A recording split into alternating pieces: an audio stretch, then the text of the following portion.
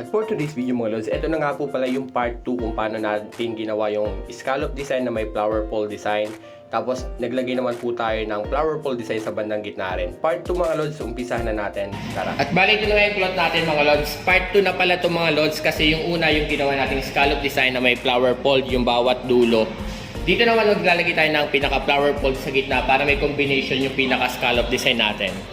Ito mga lods, ito yung cloth natin. Kung paano natin siya ginawa, ganun lang din yung pinaka magiging resulta ng gagawin nating flower pole. Dito is po-fold lang natin siya na ganito. Marami na akong video tutorial nito mga lods kung paano tayo nagagawa ng flower pole or rose splits design. Tapos tatalin lang natin ng tie wire.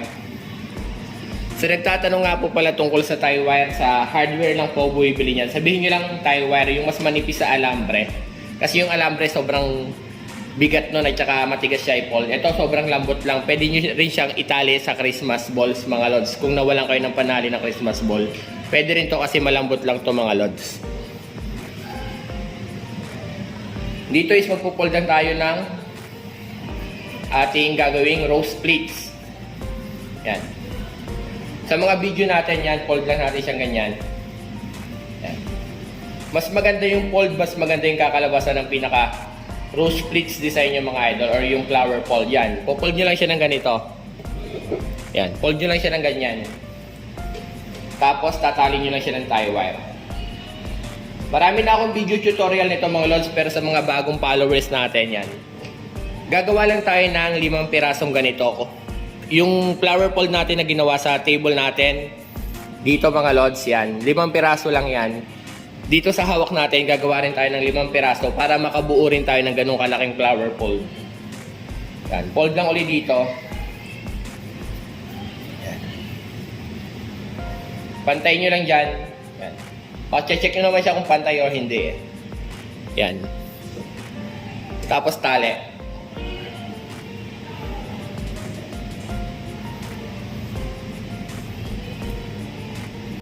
At dito nga mga lods is continuous nyo lang gagawin yan. Magpo-fold lang kayo ng pinaka flower fold natin gagawin mga idol. 5 piraso lang yung ating gagawin mga idol. Tapos i-connect na natin siya ng buo once na natapos natin.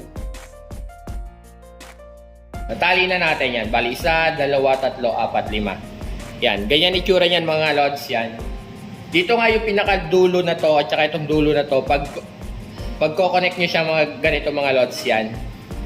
Tapos pwede nyo siyang itali rito para hindi sila maghihiwalay. Tali lang natin para nakalap.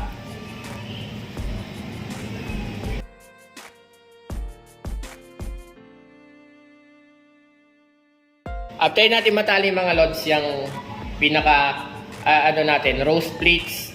Yung sobrang tela mga lods, kunin nyo lang yung pinakadulo. Yan, ito yung pinakadulo. Yan, po-fold nyo lang din siya ng ganon.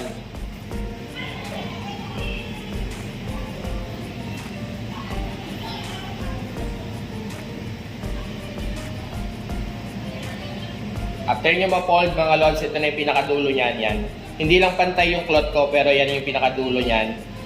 Yan, ito na siya. Itutupi lang natin siya mga lods. Yan. Itutupi lang natin siya ganito. Tapos itatali natin siya ng tie wire dito. Yung sobra natin tie wire yan, itatali lang natin. Ganyan na itsura niyan mga lods yan. Tapos dito naman sa cloth natin, ganito yung gagawin natin.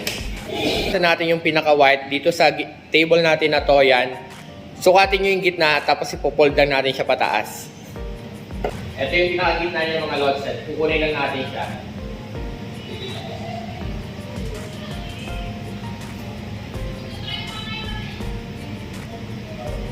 Tapos dito itatali natin yung pinaka flower pole design natin.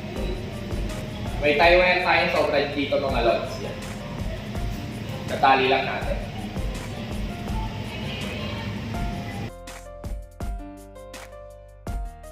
Tapos itong pinaka-ibabaw na to, yan, tatali lang din natin siya sa ibabaw na rin. Para hindi siya nakatungo mga idol.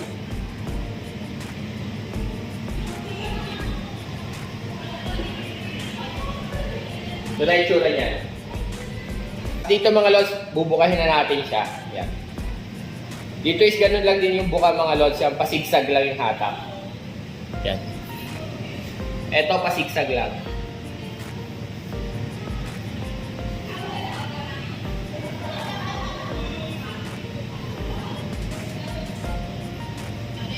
At dito nga mga lods, isahatakin nyo lang siya ng pasigsag ng ganito mga idol yan. Pasensya na, na-full pala yung memory ng ating cellphone kaya hindi ko na malaya na hindi na pala siya nag-play yung video mga idol. Ganito lang, ito isiningit ko lang pero ganun din naman yung paghatak nito mga lods yan. Nahatakin nyo lang siya ng pasigsag.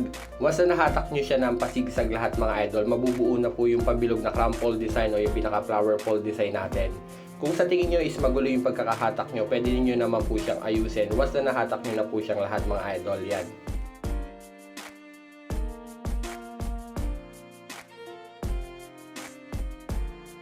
At ito na nga siya mga lods yan. Dito is aayusin lang natin yung pinaka-sigsag para gumanda po yung pinaka-design natin mga lods. Kagaya ng sabi ko, part 2 na po ito.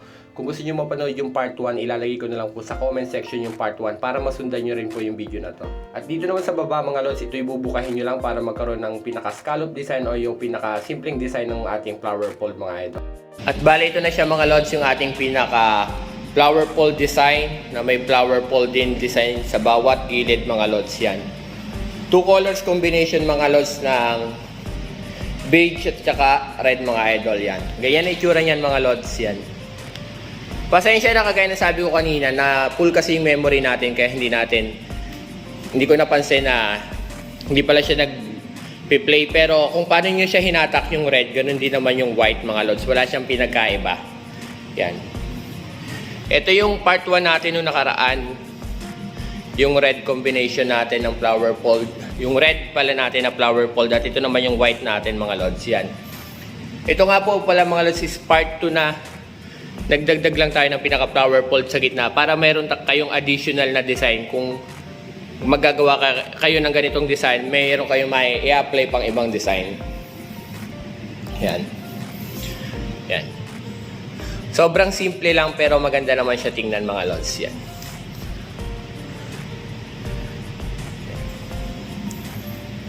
At hanggang dito na nga lang mga lods, kagaya ng sabi ko mga idol, part 1 pa lang to or part 2 na, ilalagay ko na lang po yung part 1 sa comment section para masundan nyo yung video mga idol yan. Dito nga sa ganitong design is pwede kayo mag-add ng artificial na green plant or green leaves sa pinaka bawat flower fold para mas gumanda po yung pinaka design nyo. Follow for more, huwag nyo kalimutang i-share. Maraming pong salamat.